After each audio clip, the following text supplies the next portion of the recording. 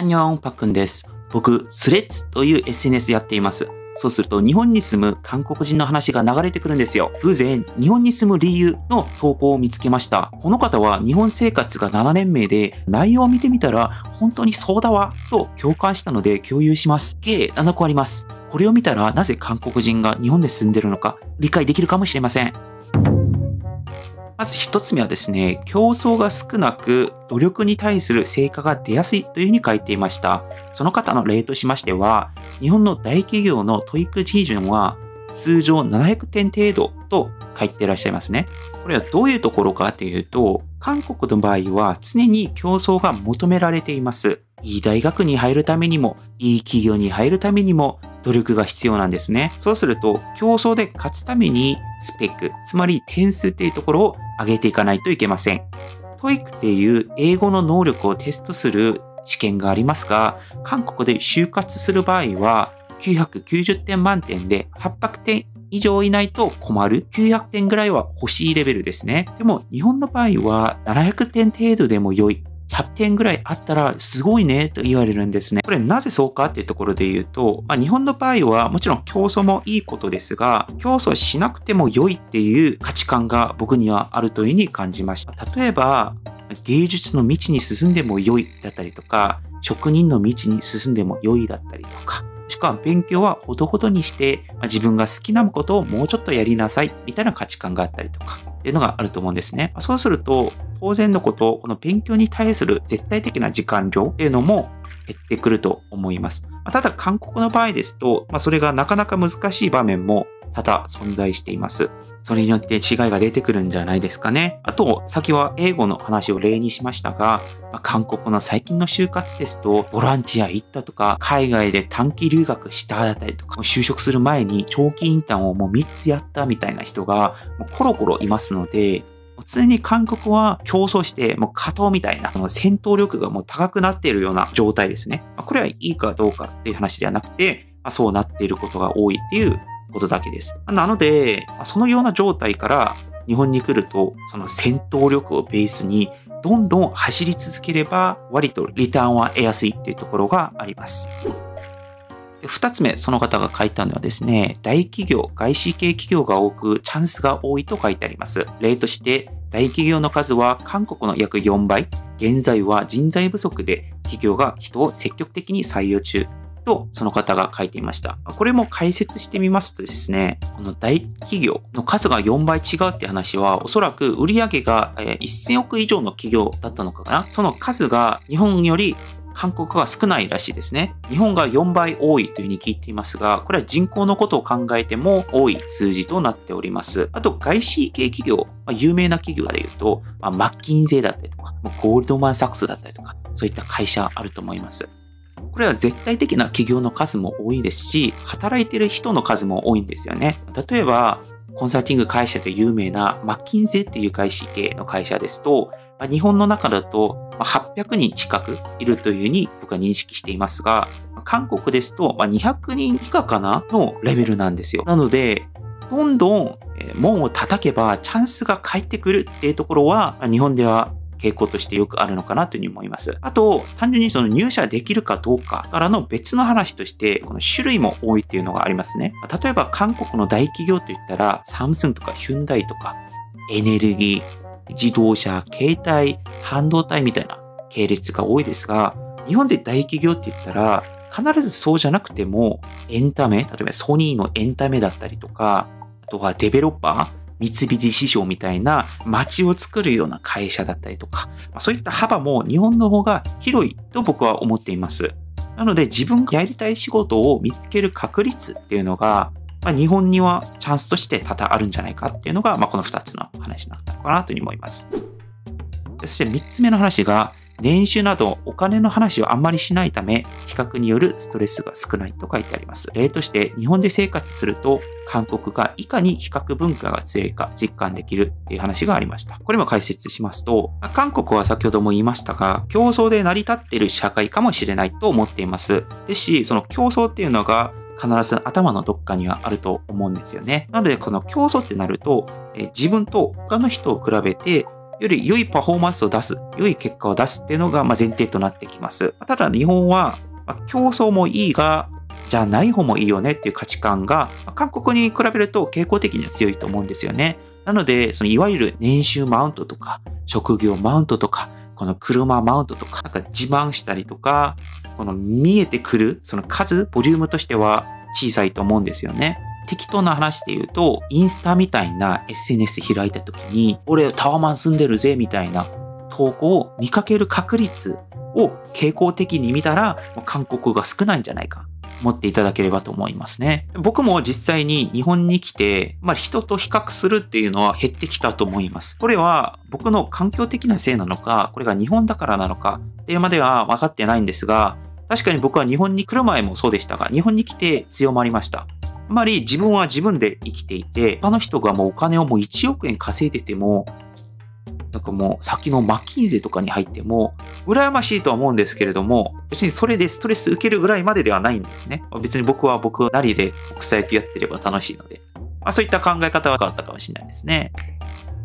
で、4つ目の話はですね、ルールが守られており、日常生活が予測可能で平穏と書いております。例としては、突発的な事態やマナーを守れない人に遭遇する確率が低いと書いてあります。これも解説するとですね、韓国の場合ですと結構成長とか結果が重視されるような傾向が日本に比べると少しは高いかなというふうに思っています。なので結果として大丈夫であればその過程はちょっとずれてもいいんじゃないかというふうに思うんですね。適当な話で言うと、例えば自分の家を掃除するってなった時に、適当に掃除してて、ゴミ落ちていても、結果として自分が幸せであればいいんじゃないのみたいな感じですね。同じ場面を平均的に、日本の方が見たら、もう隅々まで綺麗に掃除して、もう家庭も結果も綺麗な状態にしておくっていうのがあるのかなというふうに思います。でここで韓国人の場合ですと、傾向的に、ルールはルールであって、自分が幸せであれば結果として OK。日本人はルールを守ってからこそ結果があるみたいな考え方の違いがあるので、日本の方がより決まっている、安定的っていうのはあるのかなと思います。あと他の例で見ると、運転してても、この韓国の街の運転は結構荒くて割り込んできたりとか、たまには信号違反を見かけることはありますが、日本の場合ですと、高確率でみんな、僕は 99.9% ぐらいと言ってもいいぐらい、みんな日本の場合ですと運転してて譲ってくれますし、信号通りもう 99% の車が止まっていますし、予測できる運転っていう感覚があるんですが、皆さんソウルとか行ってみたら他の車の運転が予測できない場合があるんですね。だからそういったイメージを想像してもらえればと思います。これはなんでだろう。日本の場合では震災とかも結構多かったから、そういったその日常一つ一つのルールを守ったりとか、緊急事態にどうしないといけないといったりとか、そういったことをちゃんとマニュアル化して守らないといけないような状況があったからこそ、こういったルール文化があるかもしれないですね。小学生レベルの考えです。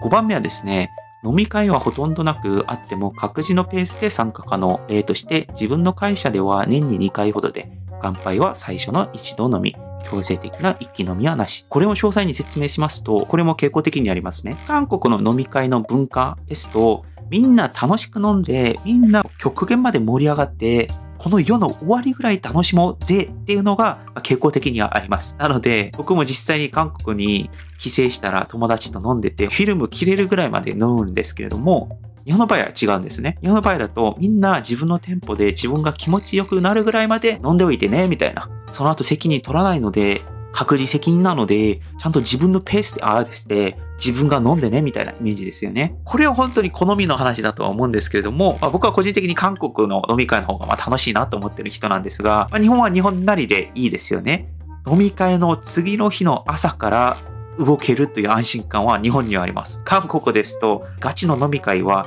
次の日の昼まで開けておかないとダメなくらいその飲み会の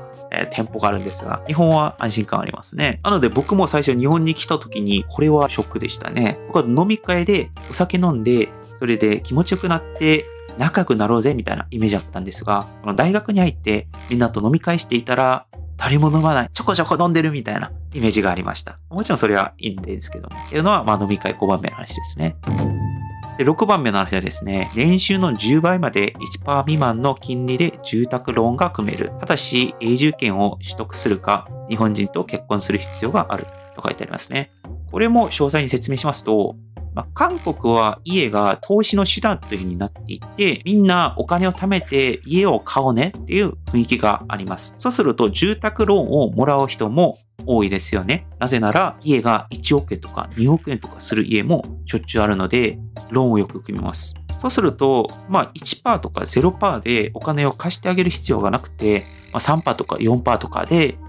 銀行側はお金を貸すんですね。なので、韓国でその家を買うについて本当に考えさせられる場合が多くて、まずは家を買うべきかだったりとか、どこの家を買うべきかだったりとか、どれぐらいの値段を家を買うべきだったりとか、ローンをどうやって組むかみたいなところ、たくさん考える必要があるんですけれども、日本の場合ですと、家を買う人もいれば、まず賃貸からやろうねだったりとか、ちょっと主導権から離れて住もうねみたいな話とよくあると思うんですよね。住宅ローンの金利はそれだからなのかわかんないんですけれども、韓国に比べると少し低くなっています。1%、2% ぐらい低いイメージがあります、僕の中では。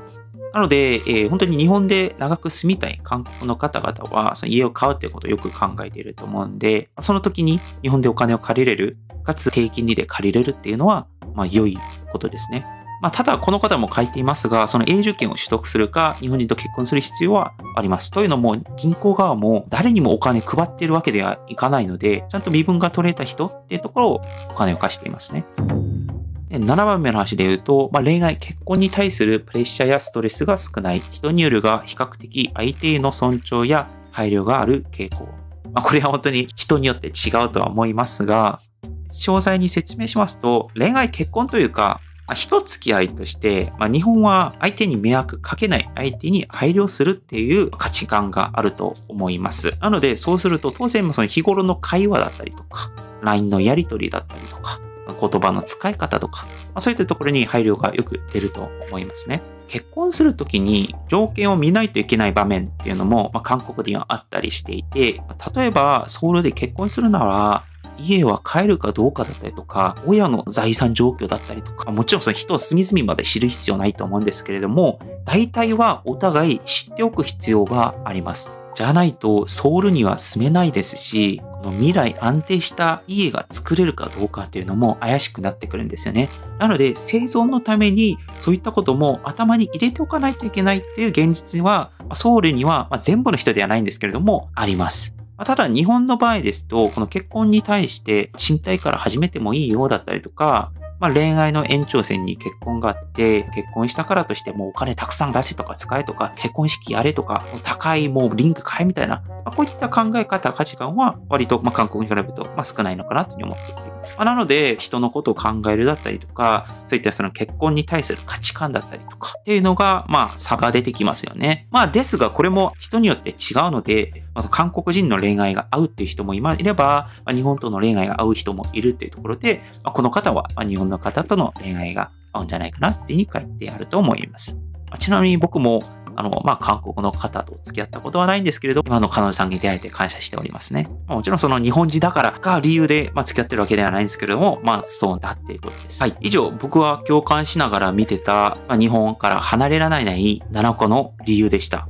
ちょっとタイトルは主語がでかくて、もう韓国人全体がみたいなニュアンスで受け取られる場面もあるかと思いますが、この内容的には、この日本に住んでいる方が、日本から離れられない7個の場面というところで今日はお話ししました。この方はですね、韓国に帰りたいなと感じる瞬間もあるようです。別の投稿で作成されておりました。その内容も翻訳してコメント欄に共有するので、それもぜひ見てみてください。皆さんはどう思いますか？皆さんは日本のどの点が好きですか？もしくは好きではないですか？コメント欄でぜひ教えてください。またね、パックンでした。アンニョーン。